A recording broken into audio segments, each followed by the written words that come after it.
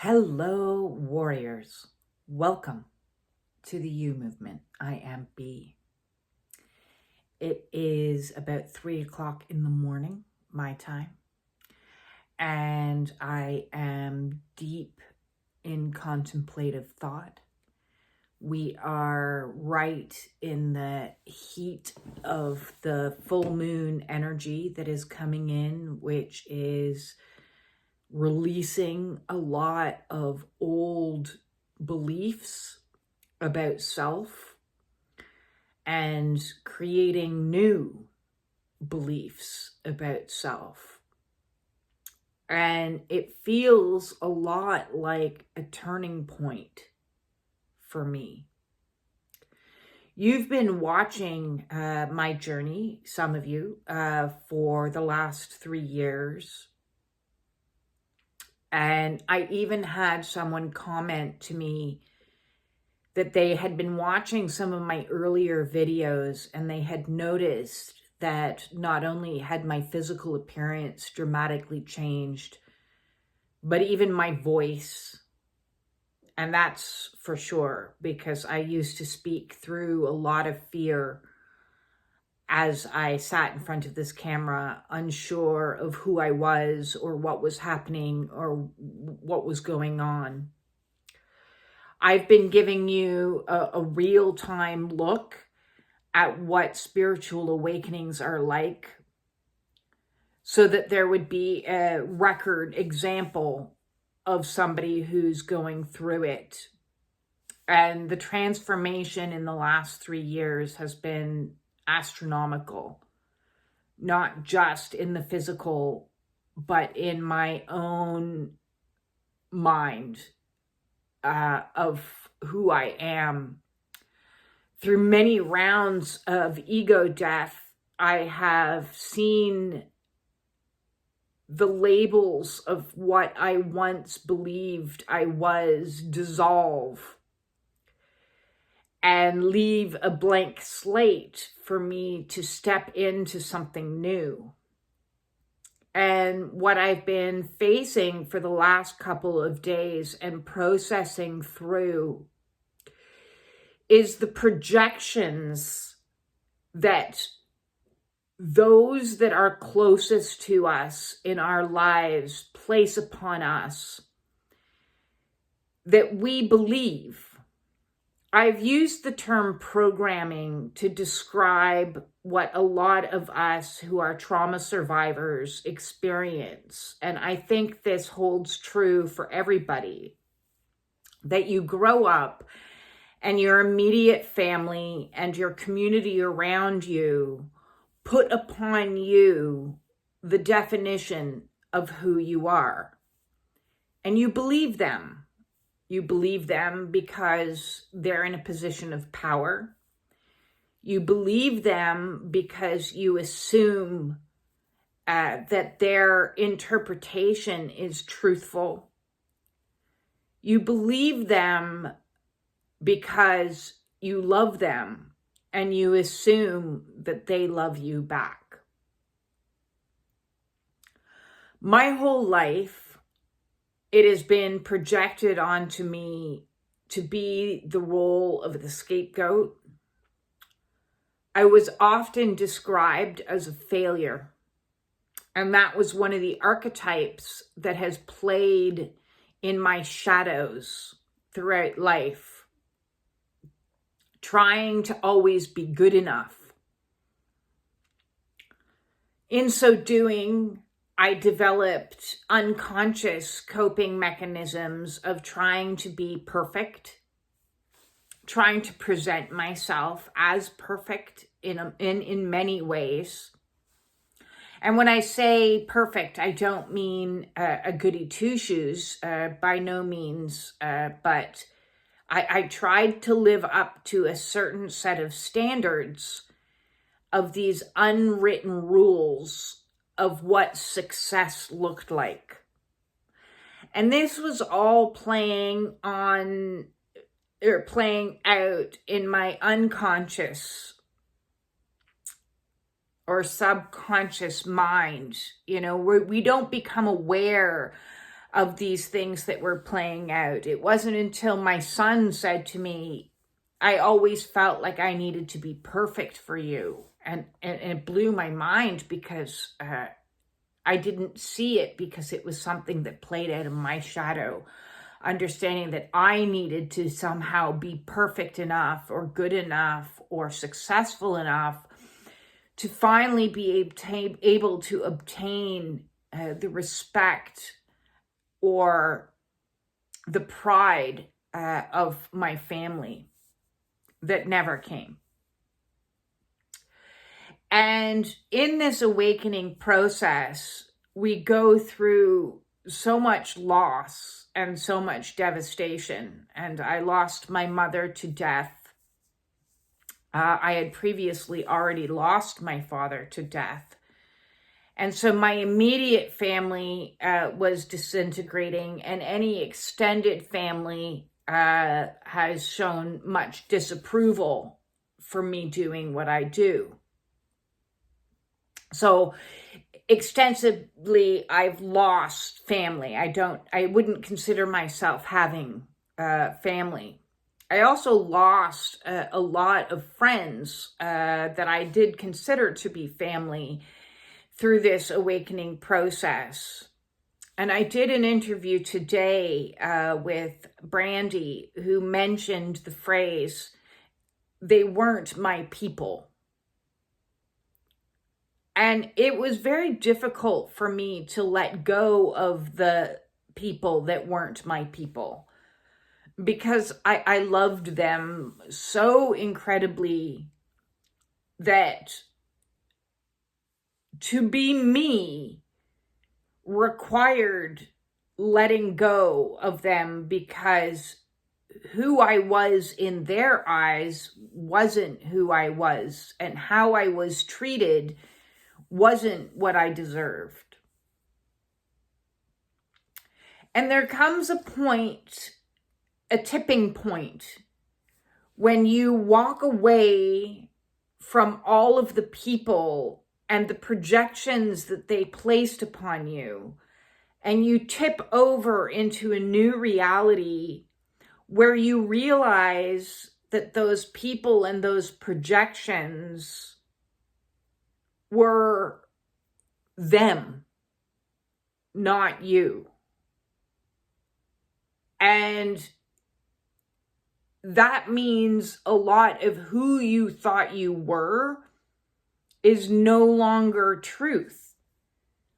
And then new people start showing up and reflecting to you who you are really. And it's kind of mind-blowing when you shift from negative interpretations into positive interpretations. And while you're in that tipping point in between the old and the new, there is a new level of awareness that comes in that makes you realize, in many ways, you are both. You are both the shadow and the light.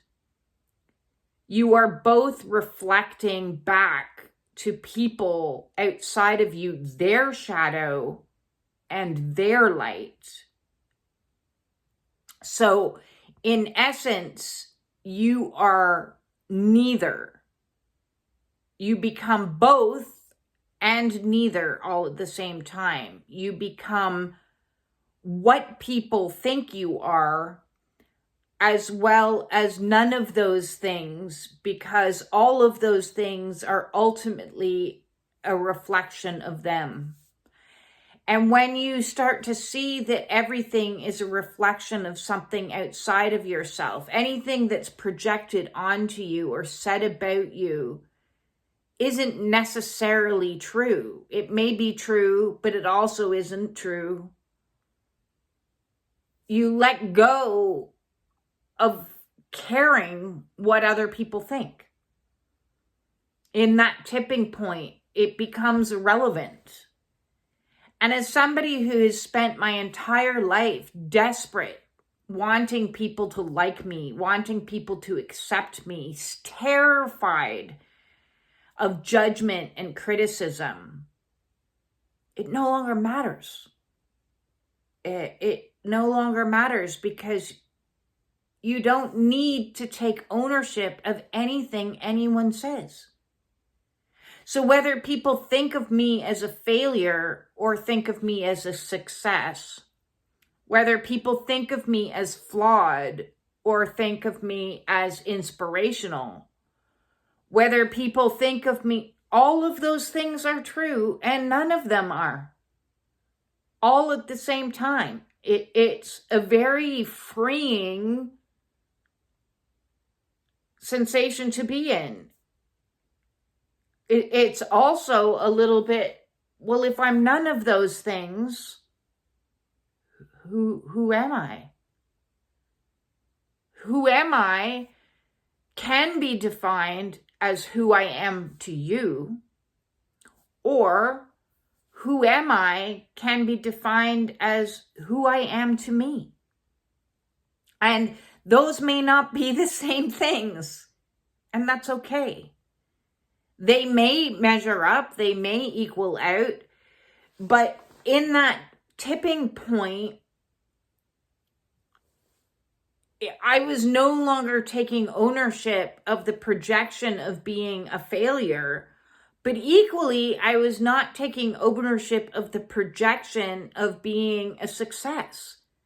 You know, on one hand, I have people saying negative things to me. Usually these are past things because I'm not in contact with these people anymore, but it's still playing out in my mind.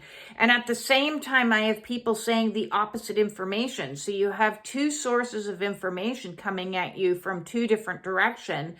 And you're like, well, I can't be both. Or maybe I can. Or maybe I'm neither. Or maybe what am I? Because as positive feedback starts coming in after a lifetime of experiencing a lot of judgment and criticism, it feels foreign. It feels weird. It feels like, you know, I receive a lot of compliments and I'm very grateful for them. And I'm very grateful for the commentary. But when I hear some of it, I don't believe it. I don't. I 100% don't believe it. I get like incredible comments and I'm like, wow, that's the nicest comment I've ever heard in my entire life. I don't know who they're talking about, but that person's lucky. Oh, wait, they're talking about me. What? That's crazy. Because how can I be both of those things? How can I be this negative projection as well as this positive projection? And so in understanding that what you see in me is what you are. So those that look at me and see, you know, an inspirational, awesome warrior woman, that's because that's what you are. That's what you are. And those that look at me and see a flawed woman, that's what you are. That's what you are. Which is freeing because there were some things said to me, and everyone I think has experienced in their lives some really hurtful stuff. And when I went no contact with my mother for saying to me that I was unlovable, I was a very difficult person to love, I was incapable, and then she was about to go down a laundry list of all the horrible things wrong with me, she was talking about herself. She lacked the capacity to love. She wasn't going to love anybody else. She was projecting her own reality onto me. It affected me deeply. It broke me in ways that you, like, it felt like a nuclear warhead landing on me. When you turn to somebody and you're seeking support and validation from the person that's supposed to support and validate you most, And instead of giving that, they give you hostile criticism. It hurts you in ways that is shocking. And it's taken me, it would be close to 4 years now. Yes, close to 4 years now to process through those words and understand that as a light worker, as a starseed, as an empath, or just as a person, perhaps, let's let go of all labels. We're constantly in a state of reflecting out to people what they are, and what they see is a reflection of their own shadow or their own light. And so you become completely detached and depersonalized from all outside opinions, no longer needing external validation or external definition of who you are. Which means I can be whoever I want to be for the first time in my life. None of that stuff outside of me has any impact anymore, which is mind-blowing considering how much I cared. I cared so much about what other people thought of me, more than you can possibly fathom. When I first started doing my videos, I would watch each video probably about 14 times. And each time I would watch it, I went through the process of, what would this person think? And then I'd watch it again with the viewpoint of somebody else that meant, what would this person think? What would this person say? And I would go through all the people that I would think, oh geez, what are they going to say about this? And then ultimately I would post it, but I would still play out in my mind all these dramas of, how are they going to respond? How are they going to react to me saying my truth, to me being me? I don't care anymore. I don't care. If my truth triggers people, good. That's an opportunity for healing. If my truth inspires people, good. That's an example that if I can do it, you can do it. If my words don't make any influence over somebody, okay, next, move on to somebody else. There's lots of people on YouTube that are talking about their awakenings. Maybe you'll find somebody that resonates with you. I'm not doing what I'm doing to gain likes. I'm not doing what I'm doing to become popular. Would that be nice? Yes. For the aspect that that's more people I can hopefully prevent from feeling like shit about themselves and making permanent life decisions for temporary problems. Or maybe I can help somebody else that's in the same mindset that I was, in absolute terror and feeling like a horrible person. I would hate for anyone to feel like trash. Because you're not trash. And if somebody's been projecting onto you that you're trash, that's not you. That's them. That's them. I want to be able to come on and share with people my truth so that nobody needs to suffer the way that I did. It's ridiculous. There's no need for that in society anymore. We can ascend out of that bullshit and break the cycles and stop handing down to people, the people that we are supposed to care about the most, our children, as a legacy of, narcissistic mind fuckery and hurtful trauma-induced behaviors that perpetuate out into a society like a sickness, silently making people fat, inflamed, disordered, depressed, and any number of things. Fuck that. Fuck that. We can live healthier, kinder, loving lives. There is the capacity to heal. If I can heal from what the fuck I went through, then anybody can heal. Anybody can heal. I've been searching for healing for the last 30 years of my life. I have looked high and low in all of the places. I know what works and I know what doesn't work. And I'm not going to have anybody outside of me, not a single solitary person, tell me or influence me in ways that isn't for my highest and greatest good anymore. The only expert is you, on you. You know you better than anyone. When I stopped listening to everybody else and stopped caring what everybody else thought and started listening to what I thought and what my body needed and what my mind and my heart and my soul, when I started going in and unfucking all of the bullshit, that's when I healed. That's when I healed. And I want to spread the message of healing to as many people as possible to help you. Because it's time. It is time.